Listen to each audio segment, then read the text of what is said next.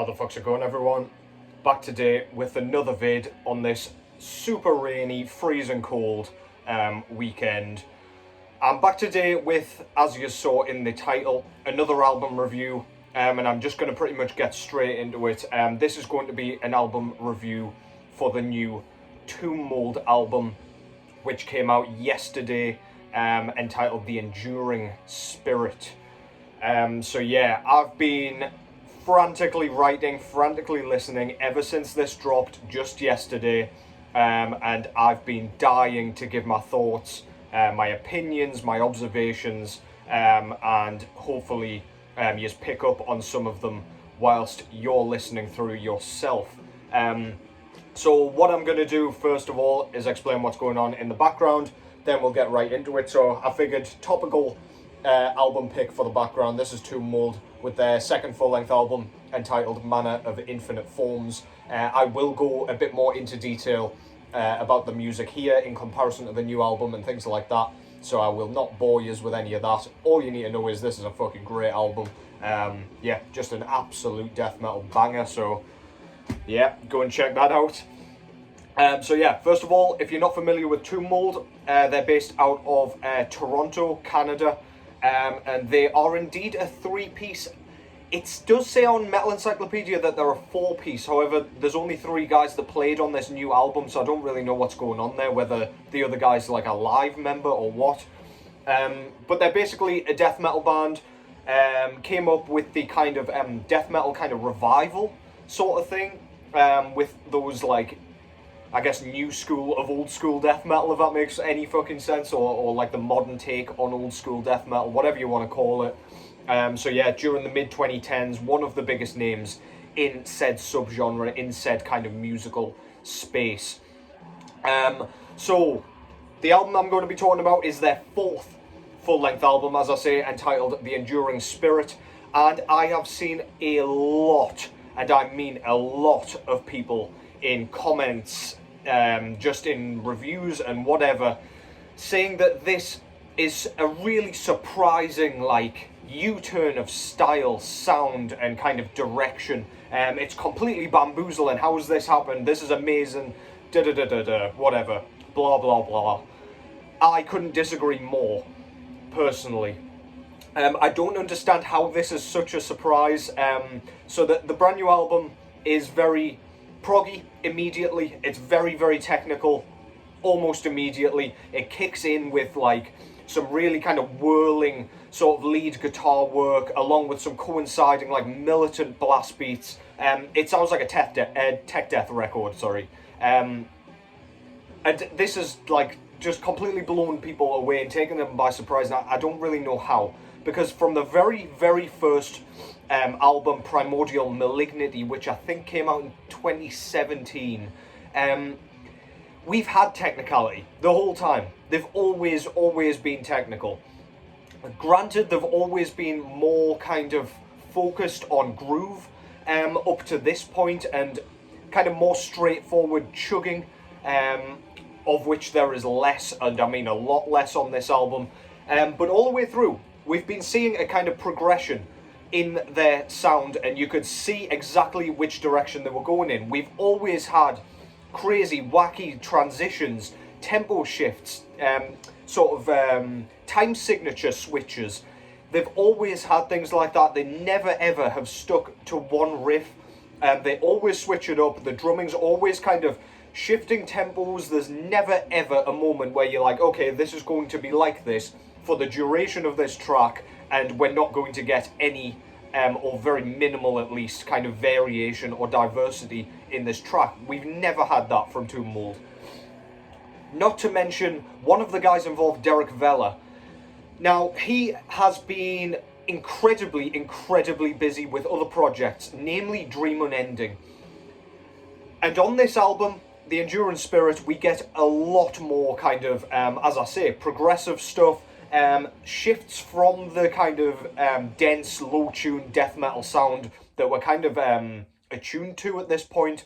But it's unsurprising, with that guy as a kind of integral part of the band, we were always going to get something a bit different, a bit more out there, a bit more kind of experimental, I guess, with this album. The dude's a fucking monster, and he needs to save some riffs for somebody else, by the way. I don't know how he's churning out so many kind of releases. He's just brought out, so he brought out 2 Dream Unending albums in 2 years, last year and the year before, and he's just brought out an Outer Heaven, full-length album. So yeah, there's like, he's right at the forefront of like extreme metal in general. But yeah, let's get into it a bit. So Tomb Mold have always reminded me of like a Finnish band. They are kind of unapologetically weird and not afraid to add other elements into their music. They're not afraid to kind of play their riffs backwards and just kind of dot all over the shop with kind of really like electrifying leads like bolts of lightning. They've always had that kind of thing. They've always been willing to push the boat out and do something a bit different, which I've always really liked. I've always been really drawn to that. We especially got that kind of thing on Planetary Clairvoyance, their last album, which was 2019, I believe, if I remember correctly. But yeah, on that one, we kind of see where this band was going, and we had however many years, 4 years, three and a bit years, for this band to kind of create their next venture. So you kind of knew something was brewing. You kind of knew something a bit more kind of extensive and a bit more immersive was coming. So yeah, anyway, that's enough about that. So I'm not surprised. Fair enough if other people are, but I do not think this is a huge shock and an astounding kind of, as I say, U-turn and shift from their original style, because it really, really isn't. It still sounds like Tomb Mold, just with the kind of transitions ramped up a little bit. And when I say a little bit, I mean an awful fucking lot. So yeah, that said, this, if you will, is like the moth crawling out of its kind of slimy cocoon. It's metamorphosed fully into this like blossoming kind of technical progressive death metal kind of machine. And yeah, it's fucking dope. So yeah, let's get into the music a little bit, or at least the kind of specifics of the music. So as I say, huge emphasis on lead work here. Derek Veller's a monster. We get so many kind of, there's so much like fretboard trickery and like noodling and like really technical complex stuff that just kind of blows your mind. If you weren't listening for a second and then one of those solos comes in, you can't help but turn your head and be like, what the fuck did I just miss, kind of thing. You've got to scrub it back to wherever you kind of zoned out from and listen to it all over again. We get some moments on here that kind of remind me of like a video game soundtrack, like some Nintendo kind of shit going on. I can't remember which tracks they were. I've written them down somewhere. But anyway, I'll not try and find them. Basically, on a couple of the tracks here, there's like, I don't know, it sounds like, you know, when Mario comes out of his little pipe and it like makes a little like there's quite a lot of that going on, and it's just like, it's so weird and so like, I don't know, it's almost like Tomb Mold are trying to slot themselves into that kind of cosmic death metal realm alongside like Blood Incantation, which I fucking love. Cosmic death metal's just a kind of jargon term, by the way. I don't actually think that's a subgenre, but regardless. Yeah, they're just fitting into that really nicely. It sounds really cosmic and just completely like beyond the realm of like possibility and imagination and comprehension. Really, really cool stuff. As I say, very twiddly, very like complex. Lots of transitions on this thing. As I say, they start a riff, they don't seem to finish the riff, and then they're back again, starting the riff again in a very kind of Finnish style, very technical. And then as soon as you kind of get used to that idea, like, right, it stops there and then goes back here, it changes and we've got a different riff, and you're like, well, fuck me, I've got to learn something else. And you've got to try and nod your head along to a different time signature, which is just completely bamboozling you. Once again, your equilibrium is thrown off and you don't have a pissing clue what's going on anymore.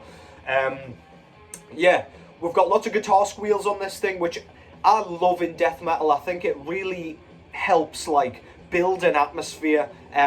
It just kind of creates a bit of an uneasy feeling, like it's a bit erratic and a bit kind of dissonant, and it just kind of throws you off guard. You know those like really kind of dissonant notes that you get in things like horror films like Psycho with that, like with the shower scene, that sort of soundtrack. That's what it kind of reminds me of a bit. It's very like, I don't know, it brings a sense of unease through your core, and just, yeah, takes control of you. You can't help but be on edge and get ready for that almighty jump scare that may or may not come. Rhythmically, the rhythm works, I mean, the tempo shifts and erratic nature's still there, but it's quite simple, pretty, like, it's quite chugging and just dense. It's pretty groovy, and they use quite a lot of the same tricks that they used on their previous albums, where it just kind of, it's really infectious, really unique. They've got a very, very kind of recognizable tone. You can tell it's Tomb Mold, which I really, really love. We've got some moments that really remind me of Dream Unending, Derek Vella's other project that he's in with Justin Dottori out of Innumerable Forms, among others. Really unique guitar tone. I don't know if it's like just the effect pedals that he's using, or if it's like a 8-string guitar, or what, or maybe both. But there's just such a weird sound coming out of that guitar, and it sounds really, really, really unique to Dream Unending. It sounds like a crossover. And I have a slight problem with that, only because Dream Unending is such a unique band. I'd never heard anything like stylistically, I'd heard things like Dream Unending, I've heard Funeral Doom, I've heard Death Doom, but just the specific kind of guitar tone, and I don't know, just the feeling that I get from Dream Unending's unique to Dream Unending. So I'm a little disappointed to hear it in a Tomb Mold record. Maybe that's just me being like selfish and stubborn, and I just want one band to be one and one to be another. But regardless, that guitar tone creates such a dreamy, sort of ethereal kind of soundscape. Really, again, spacey, very like dreamlike, and very, I don't know, just very ghostly and spectral, and I just love it. They use it quite a lot, and it's used in a sort of similar way to how Blood Incantation uses their kind of ambient passages.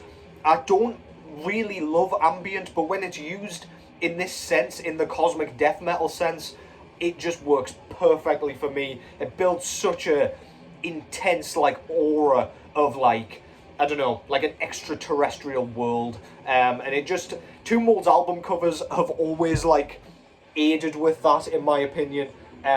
It just transports you away to whatever's going on, whatever nasty shit's going on in the album cover. Really, really cool.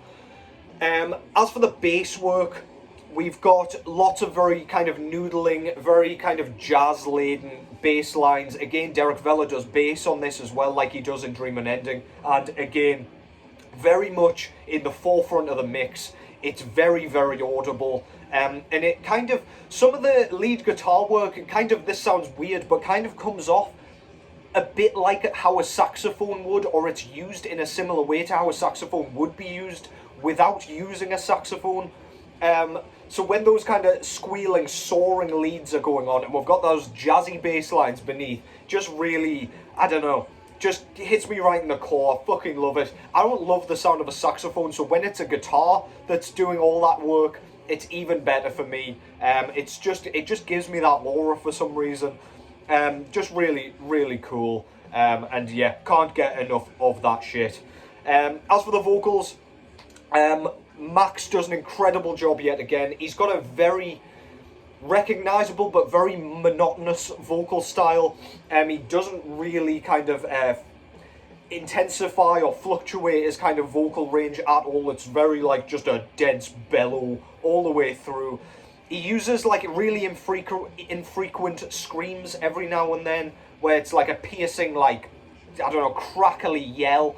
But they don't sound as conventionally good, and I think he knows this. So he just uses them every now and then, just to kind of change things up a bit, kind of go along with some of the, like, I don't know, more atmospheric passages. But his bellows are where it's at. This guy was kind of mentioned alongside the vocalist of Mortician as a guy who might replace Craig Pillard in Disma when he was kicked out for being a knobhead. And you can see why. He's got a really, really intense voice, really gruff, low, and nasty.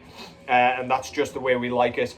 He also uses these in some of the kind of spacey ambient passages, which I think is really unique to Tomb Mold. They use this really well. It's like a really pretty, like, alien soundscape, and then you just hear like a really rumbling growl come out of nowhere, and it's like, what the fuck's going on here? Where am I? And what's going on? But yeah, absolutely love that shit. Completely inhuman. You can't hear a goddamn word he's saying. But yeah, super unique. Absolutely love them. As for the drumming, again, Max on drums. He does vocals and drums here, and I assume when he's playing live, he does both at the same time, and that is absolutely bamboozling to me. I've seen some of the, like, drum tracks and, like, the making of from this album, and my god, that guy is a monster on the drum kit. He's very tidy. He doesn't use, like, anything super, super complex. He uses his entire kit, and to great effect, but without any kind of over-the-top flamboyance. He doesn't have, like, a gigantic kit or anything. It seems like something you could set up in your fucking garage and, yeah, just kind of play around with. But yeah, he's just really neat and tidy and excellent at what he does. Some really complex shit in here, and he uses, like, some of his kind of expertise to kind of enhance certain moments that perhaps wouldn't call for drums. So some of the ambient passages, especially on the final track, he starts using, like, hi-hat 16ths, open hi-hat 16ths, I should say, and it's just really unique. He's kind of opening and closing the hi-hat as he's kind of accentuating the guitars, which I find that fascinating, that he's got such a bludgeoning kind of typical style, but then he's able to kind of tone it down and kind of I don't know, like, adapt to the music around him, whether it's kind of ambient or brutal. It's just really, really kind of an amazing all-round drum performance here. As I say, complex without being over the top. And yeah, the transitions all over the place. The tempo switches are frequent and pretty much non-stop. The dude must be knackered playing some of the shit that he's playing on this album and doing those disgusting vocals. It's just, yeah, mind-blowing, to be honest. So yeah, that pretty much sums up the kind of music in here. It's very complex, very kind of prog-centric, but not too over the top. It's not too, like, experimental or anything. It's still got those melodies that you crave. Longer tracks here, much more expansive. They just slurp you in. Most of them are, like, around the 6-minute mark, like 4.5 to 6 minute mark. Then we get, like, an epic 11-minute track to close the thing, which is, like, we get death metal, then we've got a really awesome, like, fluttering solo section with some, that's where the kind of hi-hat kind of complexities and accentuation comes in. It's just really kind of a well-balanced album. I love when bands, like, have one final, like, just masterpiece to throw the kind of album back to you kind of thing. So, like, you get that 11-minute track and then it just makes you want to switch it back on and start the whole thing again so you can experience that final track once more. And I just love that, man. It's so well written and so well arranged. The production here is absolutely monstrous. This is quite a well-produced band and always has been from Manner of Infinite Forms. Primordial Malignity was a little bit dirtier sounding and a bit more in that kind of slimy, modern kind of realm. But yeah, everything can be heard here. As I say, even the bass guitar pokes through the mix absolutely splendidly. Everything can be heard, but nothing overpowers the other. Like, it's all, like, perfectly mixed, perfectly balanced. Nothing comes off as obnoxious or just, like, overly self-indulgent. It's just flat out perfection. They know what they're doing with that, and it's just absolutely spectacular. This is a band that has gained a ton of traction since their incarnation, and I would personally state these amongst, like, the big five kind of modern death metal bands, which I'm just making up here. But to me, those bands are out of heaven, because these are bands that when their pre-orders come up or when they announce new albums, the world seems to stop. Everybody's talking about it. Every Instagram story I see is talking about it. Every post is talking about it, and every other post is, like, posting their old albums in celebration of the announcement of the new album. So, out of heaven for me. Spectral Voice, we are expecting another album at some point. Blood Incantation, where we just got a brand new EP yesterday and the world stood still. Tomb Mold Indeed and Faceless Burial out of Australia. Those bands are the ones that just, I don't know, the world stops turning when they announce something new or when new music comes out. Cruciamentum and Dead Congregation could probably fall into that category. However, they've released music so infrequently that they're almost a meme at this point, although I see Cruciamentum have finally kind of broken that curse and announced a new album. Go and check out their new track, by the way. But yeah, Dead Congregation are kind of finding themselves in the same realm as like Necrophagist, for being a bit of a meme for not releasing music, but I digress. Those 5 bands, Tomb Mold slots into perfectly, and they are still breaking the mold, pun not intended, and they are still kind of pushing the boundaries of death metal as far as they can. I'm already looking forward to seeing what they're doing next. Proggy tech stuff is not normally my thing, and they've kind of pushed those things further on this album. However, it's not the huge, awe-inspiring surprise that a lot of you seem to think it is. This is exactly where this band was always heading, and I've been just honoured and thankful to have been along for the ride from the very beginning. I'm not going to give this album a numerical rating because it's been so kind of... It only came out yesterday, so that would be absolutely fucking stupid. But I do think this album's going to get better and better for me. I have pre-ordered the album.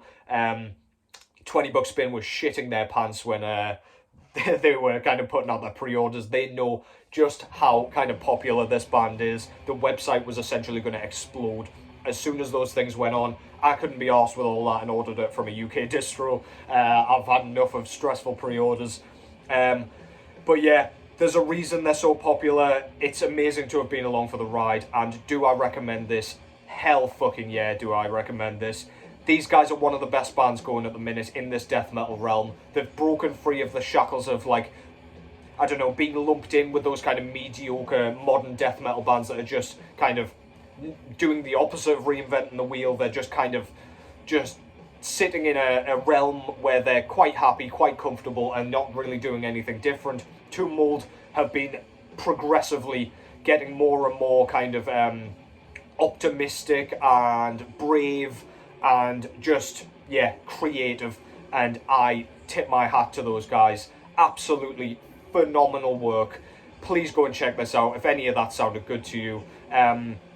I absolutely love this album. It pretty much blew me away the first time I heard it, and the other few times that I've listened to it to take notes, I've enjoyed it even more when I was kind of taking in and absorbing all of the kind of specificities and all of the kind of little just kind of modest moments that you may not pick up on like straight away.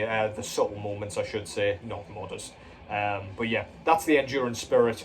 Go and check it out. It's already out in full, so you can go and listen to the stream on YouTube. I think it's on Spotify and all that shit. But it officially comes out physically on the 13th of October, I think, the same day as the new Sulphur Rayon drops.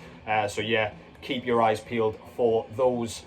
Hope you enjoyed that. Let me know what you think. A lot of you seem to enjoy this kind of format where I'm just kind of rambling about an album with my takes and opinions, excuse me.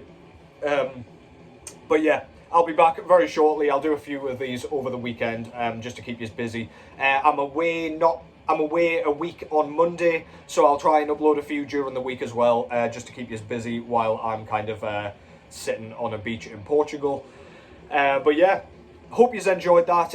If you've got any more questions for my upcoming Q&A, please drop them in the comment box below, by the way. I've got enough for a video, but I would love a few more questions. Please hit me with as many as you want. Whatever you want to ask. I think I might get Jess along if she fancies it to do like some of the Q&A questions as well. So please just ask whatever you fancy, and I'll try and fit them in. But yeah, for now, take care as always. Go and fucking buy something off Tomb Mold and 20 Buck Spin and whoever, any of the bands I've just mentioned here. And I will catch yous in the next one.